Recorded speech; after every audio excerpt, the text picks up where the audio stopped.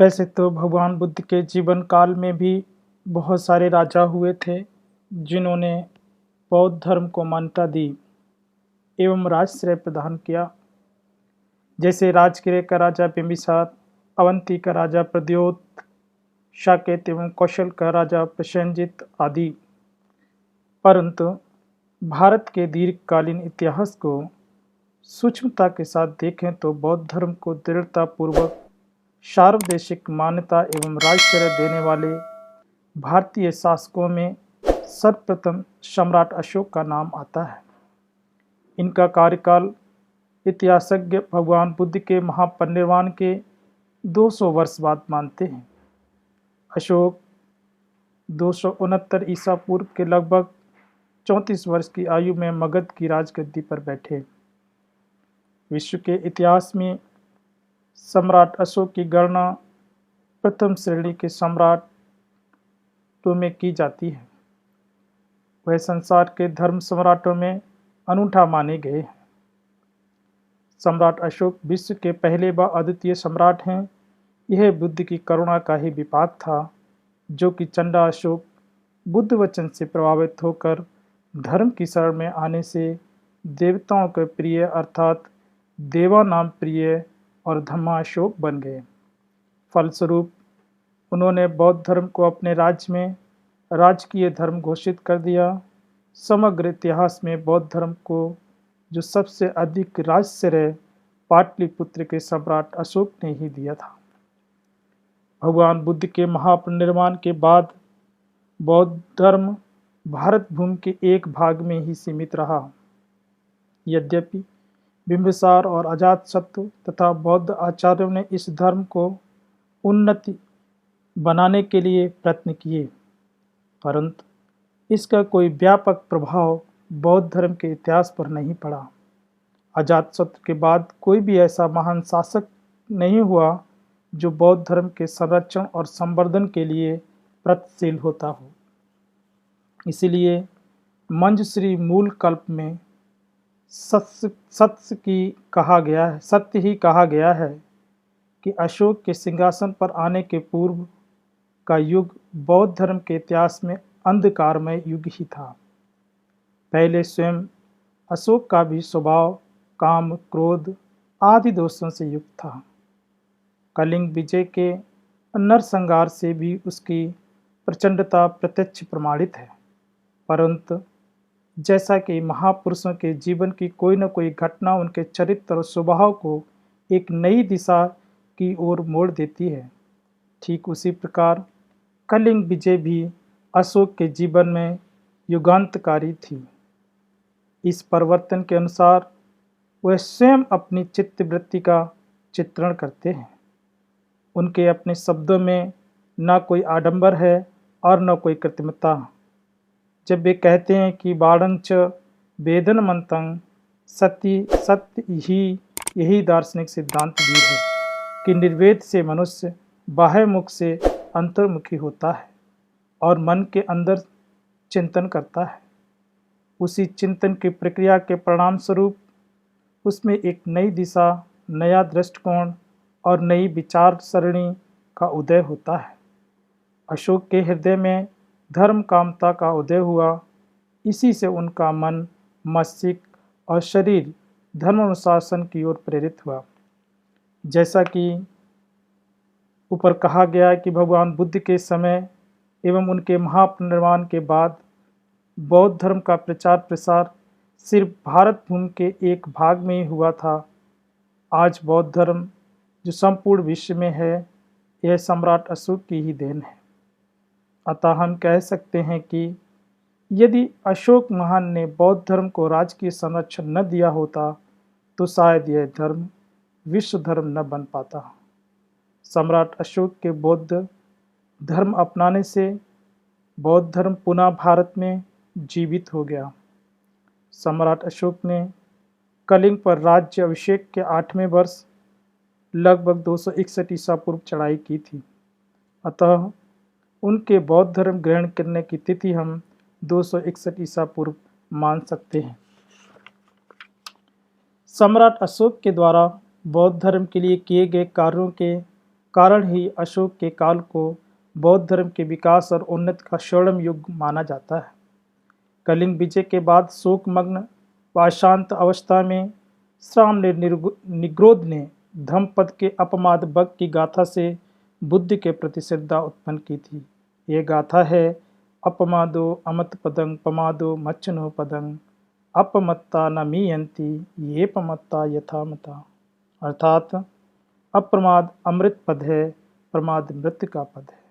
अप्रमादी मनुष्य मरते नहीं और प्रमादी मनुष्य मृत्यु के समान ही होते हैं। बुद्ध की इस एक गाथा ने ही चंडाशोक को अद्वितीय सम्राट धम्माशोक बना दिया।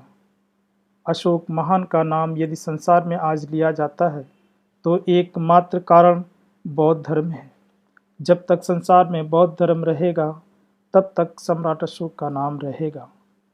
अशोक के धर्म के विषय में बड़े बड़े विद्वानों होल्स, सेनाट, फिलीट, स्मिथ, भंडारकर, मुखर्जी, बरुआ इत्यादि ने भिन्न भिन्न दृष्टिकोणों से मूल्यांकन किया है, परंतु जैसा कि भगवान बुद्ध भी अपने धर्म का प्रचार करने के पूर्व तत्कालीन प्रचलित धर्म से परिचित थे, वही स्थिति महाराज अशोक की भी थी। उन्होंने धर्म को बिल्कुल नया रूप न देकर पुराने बौद्ध चर्चित धर्म को एक नई शक्ति और प्रेरणा दी।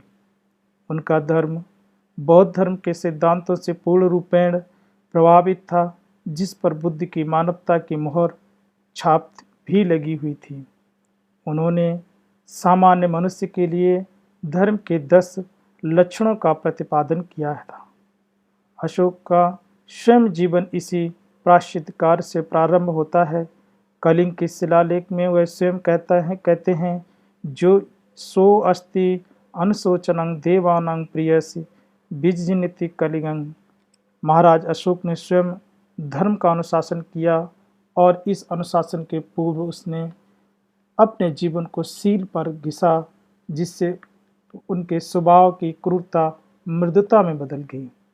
इस प्रकार महाराज अशोक ने बौद्ध धर्म को ग्रहण करने के पश्चात न सिर्फ भगवान बुद्ध के धर्म को पूर्णतः अनुसरण करते हुए अपने जीवन में धारण करने का प्रयास किया, अपितु उसका लोक कल्याण के लिए प्रचार प्रसार भी किया।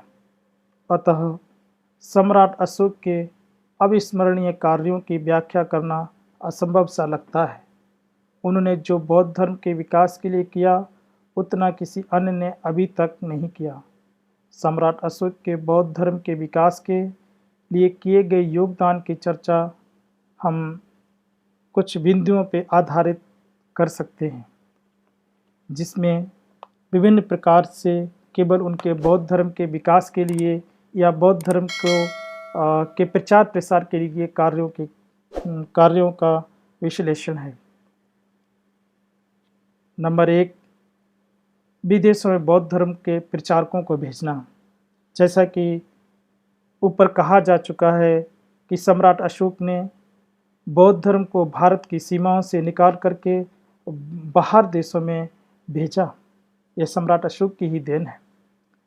सम्राट अशोक जैसा महान त्यागी व दानी सम्राट अभी तक नहीं हुआ, जिसने अपने जीवन के हर क्षण को धर्म के नाम कर देने के साथ साथ अपने जिगर के 2 टुकड़ों अर्थात पुत्र महेंद्र व पुत्री संघमित्रा को भी धर्म के लिए दान कर दिया।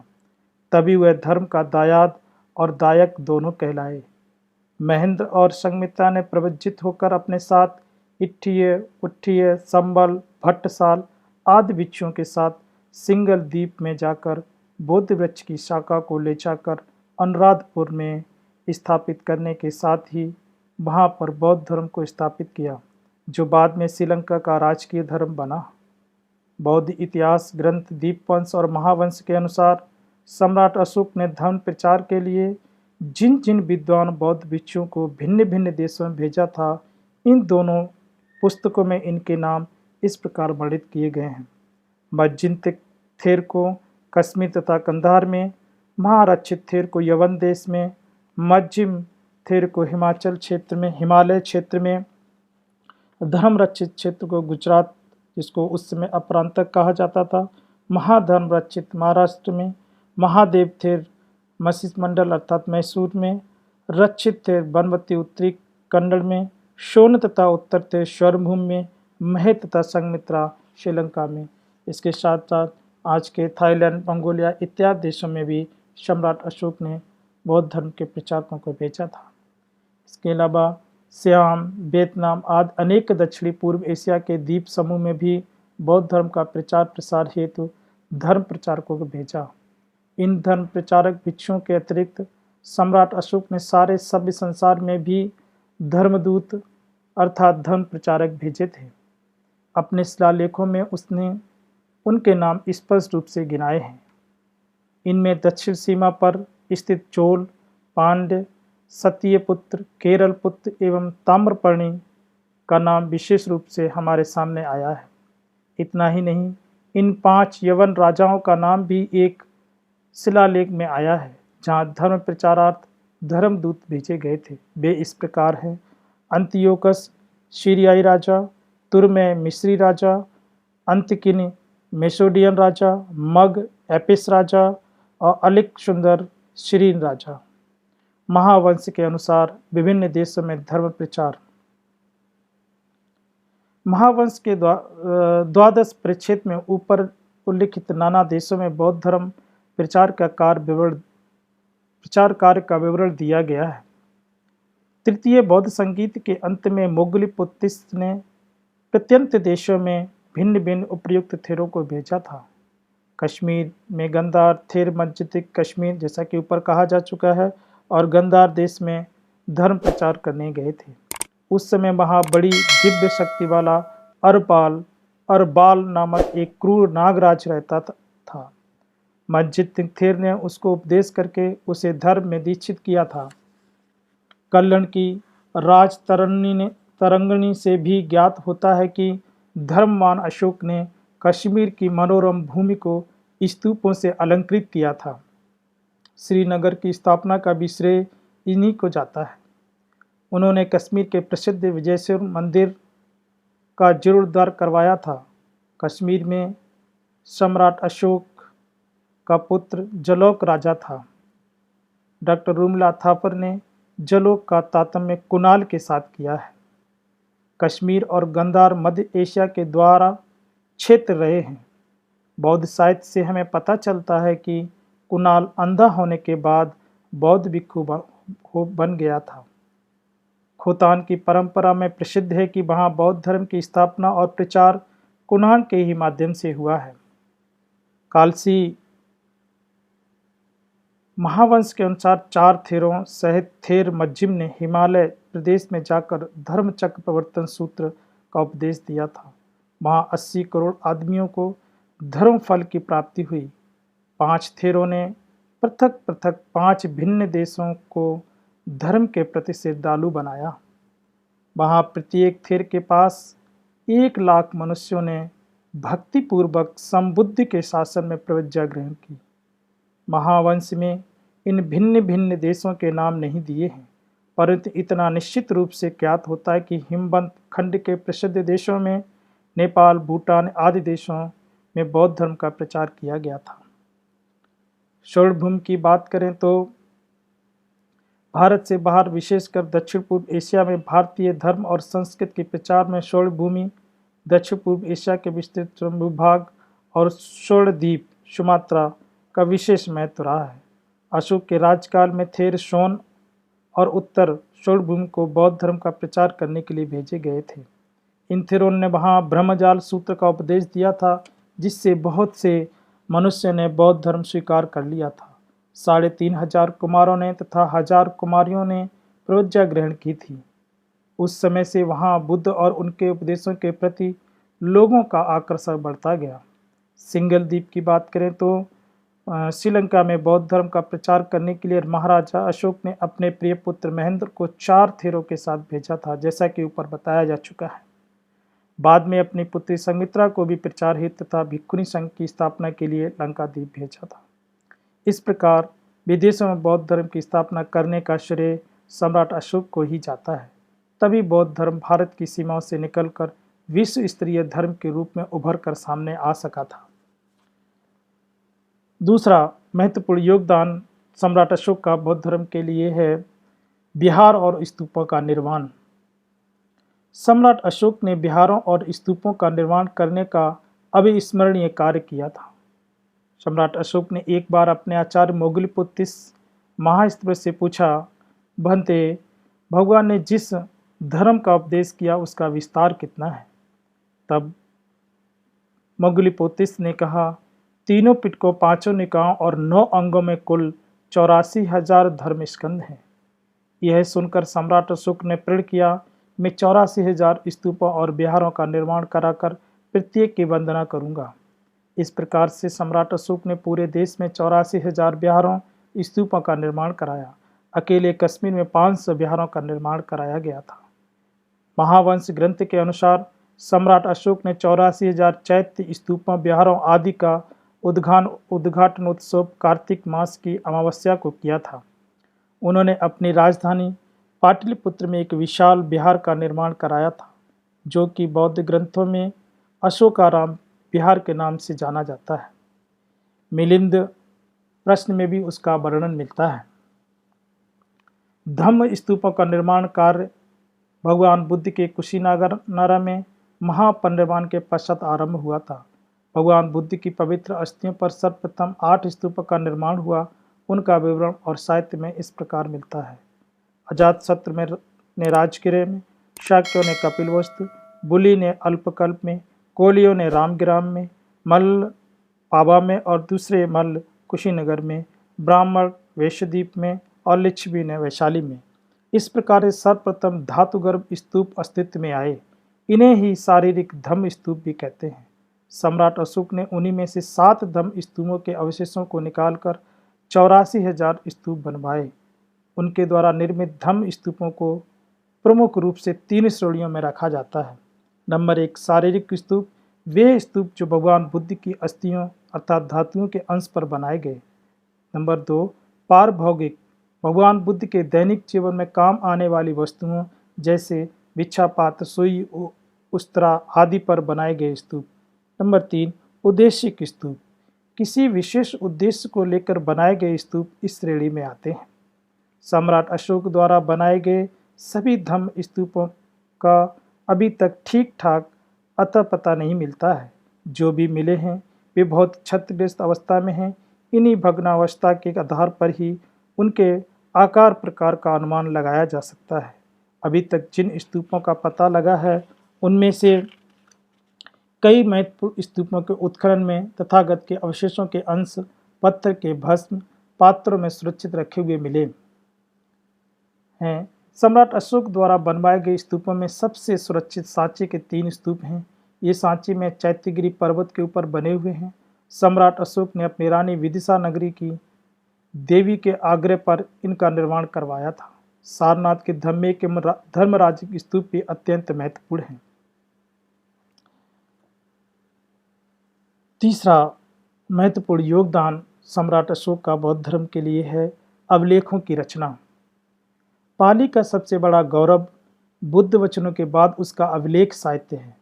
भारतीय साहित्य और इतिहास की ही नहीं, विश्व संस्कृति के इतिहास की भी मूल्यवान संपत्ति है। सम्राट अशोक के अभिलेख उत्तर में हिमालय, दक्षिण में मैसूर, पूर्व में उड़ीसा एवं पश्चिम में काठियावाड़ तक पहाड़ी चट्टानों, पत्थर के विशाल स्तंभों और गुफाओं पर उत्तीर्ण मिलते हैं। सम्राट अशोक का उपदेश लिखवाने का यही उद्देश्य था ताकि वे स्थायी रहें, भविष्य में जनता को लाभ हो और उनमें मिलावट न हो सके। ये अभिलेख पाली भाषा व साहित्य, बुद्ध वचन तथा बौद्ध इतिहास को एक नई दिशा प्रदान करने में अमूल्य भूमिका निभाते हैं। सम्राट अशोक ने ब्राह्मी, खरोष्टी, अराबिक और यूनानी लिपियों का अपने अभिलेखों में प्रयोग किया था। इनमें सबसे अधिक संख्या ब्राह्मी लिपि में लिखे अभिलेखों की है, जो देश के प्राय सभी भागों से मिले हैं। इस लिपि में लिखे गए अब तक ज्ञात लेखों की संख्या 34 है, किंतु इन अभिलेखों के विभिन्न स्थानों से कई प्रतियां पाई गई हैं। इस प्रकार उनकी संख्या 163 तक जा पहुंची है।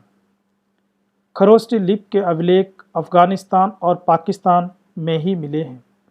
सम्राट अशोक के अभिलेख ब्राह्मी और खरोष्टी लिपि में लिखे गए अभिलेखन के आधार के अनुसार 3 भागों में विभाजित किए जा सकते हैं: गुहा अभिलेख, शिला अभिलेख, स्तंभ अभिलेख।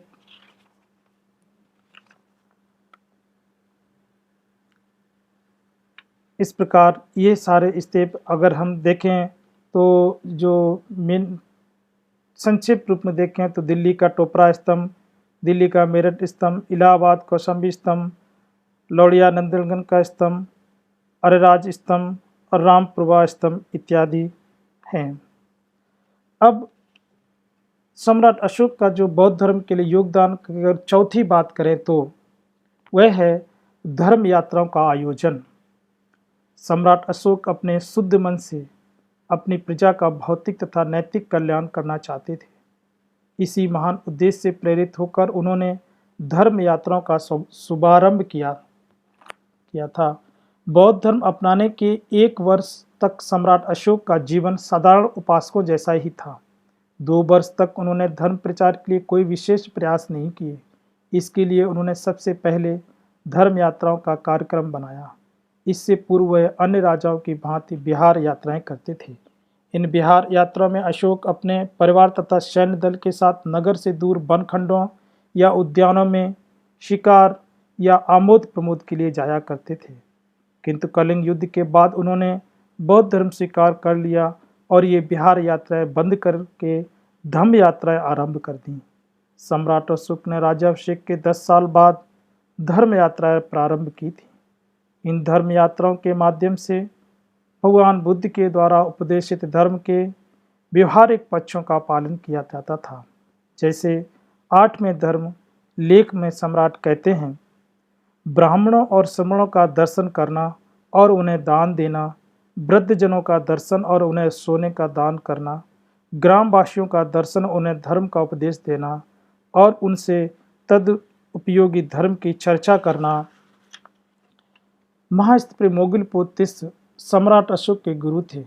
उन्होंने ही अशोक को प्रमुख बौद्ध तीर्थों की धम्म यात्राओं के लिए प्रेरित किया था। उन्हीं के आदेशानुसार सम्राट अशोक आचार्य उपगुप्त के मार्गदर्शन में धम्म यात्राओं के लिए सबसे पहले लुम्बिनी पहुँचे। उनके साथ उनकी रानियां, सगे संबंधित अमात्य आदि राज्य कर्मचारीगण हाथी घोड़ों पर सवार होकर गए। यहाँ पहुंचकर सम्राट अशोक ने इस स्थान की पूजा अर्चना की और इस धम्म यात्रा की स्मृति में एक शिला स्तंभ भी स्थापित करवाया। सम्राट अशोक की अगली धम्म यात्रा बोध गया के लिए थी। इस स्थान का नाम पहले उर्वेला था। यहीं से एक पवित्र बोध वृक्ष के नीचे बोधिसत्व सिद्धार्थ ने मार को पराजित करते हुए ज्ञान प्राप्त किया था और वे सम्यक संबुद्ध बन गए थे। सम्राट अशोक ने सपरिवार पवित्र बोधि वृक्ष की पूजा की। बाद में उनकी राजाज्ञा से यहाँ एक भव्य बुद्ध विहार का निर्माण कराया गया। सम्राट अशोक द्वारा निर्मित महाबोधि महाविहार आज भी देखा जा सकता है।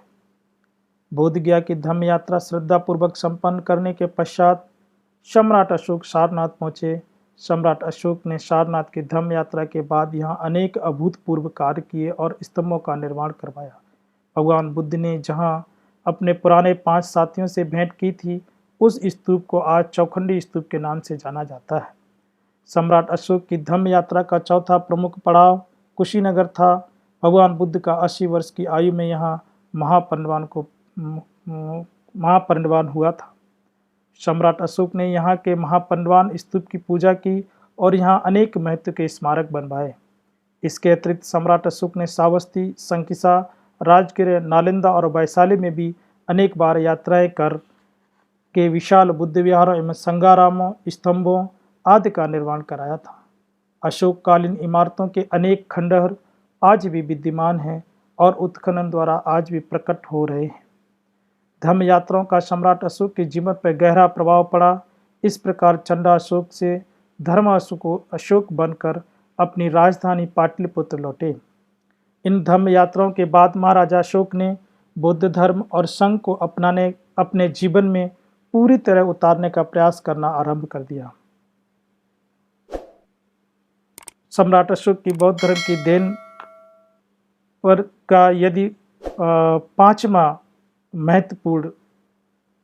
पांचवा योगदान है, वो महत्वपूर्ण योगदान इस प्रकार है। धर्म महामात्यों की नियुक्ति।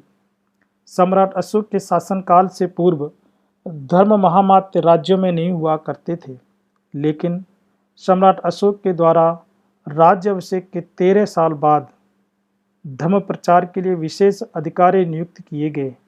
इन्हें धर्म महामात्य कहते थे। वे धर्म महामात्य यवन, कंबोज, गंधार आदि स्थानों पर धर्म प्रचार हेतु जाते थे। इनका काम यह था कि वे विभिन्न धार्मिक संप्रदायों के मध्य व्याप्त द्वेष भाव एवं उसी प्रकार के चित्तमलों को समाप्त करके धर्म की एकता पर जोर देते थे।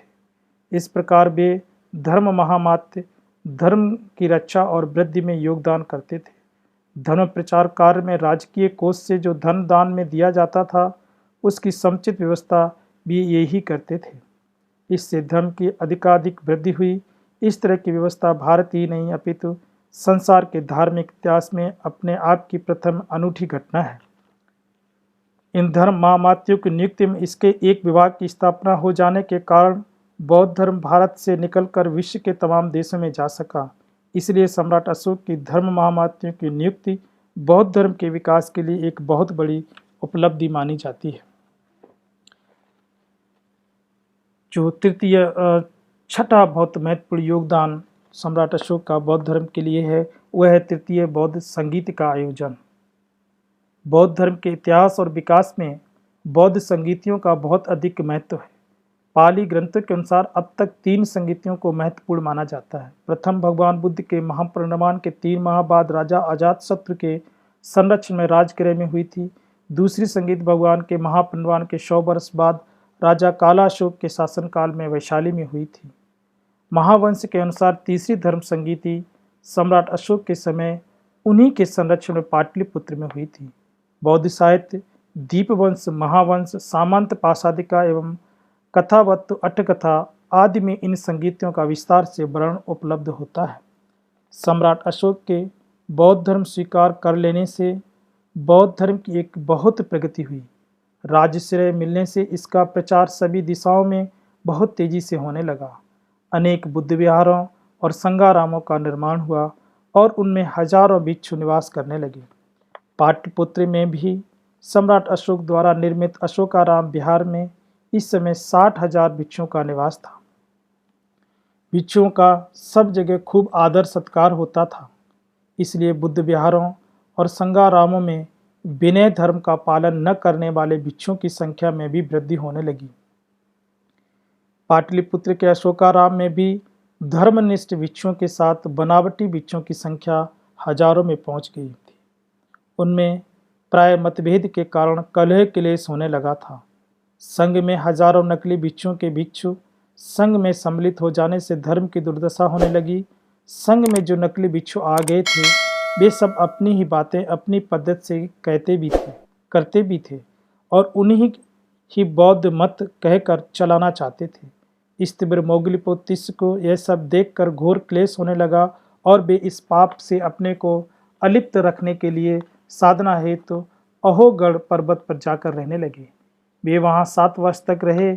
उनकी अनुपस्थिति में संघ का अनुशासन सर्वदा नष्ट हो गया। इन 7 वर्ष के अंतराल में संघ में इतने मिथ्या दृष्टि एवं धर्मद्रोही भिक्षु प्रविष्ट हो गए कि 7 वर्ष के इस दीर्घ अंतराल में पाटलिपुत्र के अशोकाराम विहार में न कोई पाक्षिक उपोषित कर्म हुआ और न कोई प्रवारणा विधि ही संपन्न हुई। यह सब सुनकर सम्राट अशोक का मन बहुत दुखी और खिन्न हुआ। तब उन्होंने अपने आचार्य स्थिविर मोगलीपोतिस को बुलवाकर उनके साथ परामर्श किया और असंयमी 60,000 नकली भिक्षुओं को श्वेत वस्त्र पहनाकर संघ से निष्कासित कर पुनः संघ का शुद्धिकरण किया।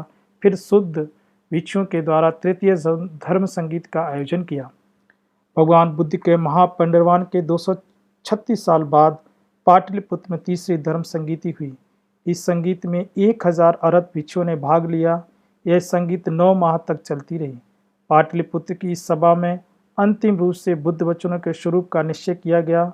इसी सभा में स्थिविर मोगलीपोतिस ने मिथ्यावादी 17 बौद्ध निकायों का निराकरण करते हुए कथावस्तु नामक ग्रंथ की रचना की, जिसको अभिधम्म पिटक में स्थान मिला। सम्राट अशोक के समय तक बौद्ध धर्म 18 संप्रदायों में विभक्त हो चुका था। इस संगीत में धर्म विनय के संगायन के साथ अभिधर्म का भी संगायन हुआ। सम्राट अशोक ने धर्म विनय के शुद्धिकरण के निमित्त से इस संगीत का आयोजन करवाया था।